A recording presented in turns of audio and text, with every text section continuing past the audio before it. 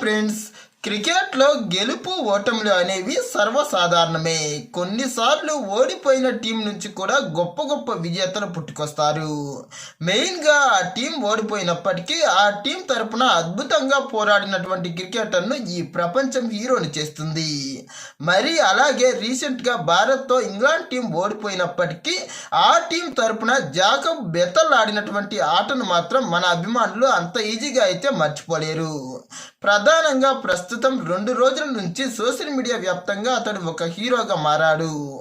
కేవలం 22 సంవత్సరాలకే భారత్ లాంటి అగ్రశ్రేణి టీం మీద, అది సెమీఫైనల్ మ్యాచ్లో మిగతా బ్యాట్స్మెన్లంతా మూకుమ్మడిగా విఫలమైన వేళ ఏకపక్షంగా ఒక్కడే దాదాపుగా 48 బంతులు ఎదుర్కొని 105 పరుగులు చేసి దాదాపుగా ఇంగ్లాండ్ను గెలిపించినంత పని చేశాడు.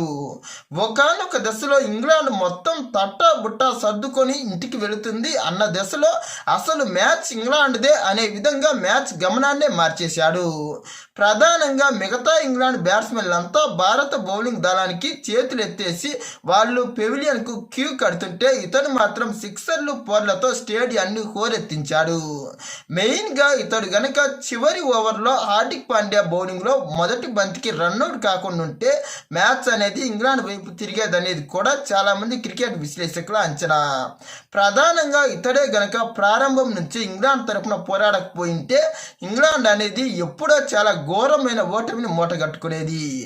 మెయిన్గా జోసెఫ్ బట్లర్ మరియు ఫిలిప్ సాల్ట్, హారీ బ్రూక్ లాంటి గొప్ప గొప్ప హిట్టర్లు కూడా విఫలమైనటువంటి ప్లేస్లో అసలు ఇప్పటి వరకు ఒక్క T20 వరల్డ్ కప్ కూడా ఆడిన అనుభవం లేకుండా ఏకంగా ప్రస్తుతం ఎలాగోలా ఈ మ్యాచ్లో అవకాశం దక్కించుకొని ప్రస్తుతం భారత్ లాంటి గొప్ప టీం పైన ఇతడు ఆడినటువంటి ఆటను మాత్రం మన క్రికెట్ అభిమానులతో పాటు ప్రపంచ క్రికెట్ అభిమానులు కూడా అంత ఈజీగా మర్చిపోలేరు.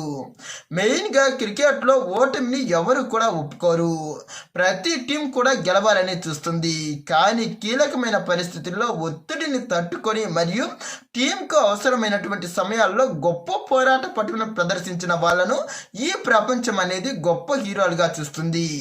మెయిన్గా మన ఇండియా టీం మన ఇండియాను ఆకాశానికి ఎత్తేయడం అనేది గొప్ప అంశమే. కానీ విదేశీ క్రికెటర్ను ఇలా ఆకాశానికి ఎత్తేయడం అనేది ఒక అరుదైన అంశం. మెయిన్గా రీసెంట్ డేస్లో భారత్ టీం పైన ఏ గొప్ప బ్యాట్స్మెన్ కూడా ఇంత గొప్ప ఇన్నింగ్స్ ఆడలేకపోయాడు. మరి అలాంటి సిచ్యువేషన్లో ప్రపంచంలోనే మేటి బౌలింగ్ దళాన్ని ఎదుర్కొని ఇతడు సెమీఫైనల్ లాంటి కీలక మ్యాచ్లో ఇలా అజేయ సెంచరీని సాధించడం అనేది నిజంగా చాలా చాలా గొప్ప అంశమే. ప్రధానంగా కేవలం 22 సంవత్సరాల వయసులోనే ఇతడు ఇంత గొప్ప ఇన్నింగ్స్ ఆడాడంటే రాబోయే తన యొక్క క్రికెట్ కెరియర్లో అతడు ఎన్నో విధమైనటువంటి రికార్డులను బదులు కొట్టే అవకాశం కూడా ఉంది.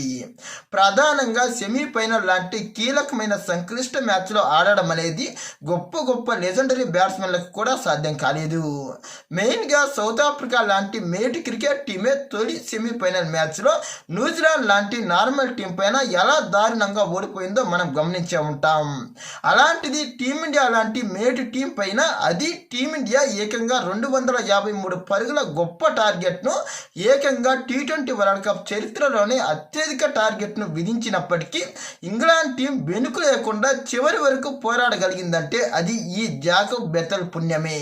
మరి ఈ యువ క్రికెటర్ కనీసమైనటువంటి అనుభవం లేకపోయినప్పటికీ తన టీంను గెలిపించుకోవాలన్న తాపత్రయంతో ఏకంగా ప్రపంచంలోని మేటి బౌలర్లను ఎదుర్కొని గొప్పగా ఆడినటువంటి క్రికెట్ను ఇప్పటికీ ఎప్పటికీ అసలు క్రికెట్ అభిమానులు మర్చిపోలేరనే చెప్పాలి. మెయిన్గా ఈ మ్యాచ్లో ఇంగ్లాండ్ ఓడిపోయినప్పటికీ జాకబ్ బెతల్ గెలిచాడని ప్రస్తుతం సోషల్ మీడియా వ్యాప్తంగా అతడిని ఒక బాహుబలిలా ఆకాశానికి ఎత్తేస్తున్నారు.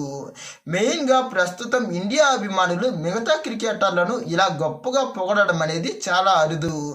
కానీ ఇతడు ఆడినటువంటి ఆటను మాత్రం ప్రస్తుతం మన క్రికెట్ అభిమానులు గొప్పగా ఇతని పొగుడుతూ ఇతడిని ఒక హీరోలా మార్చేశారు.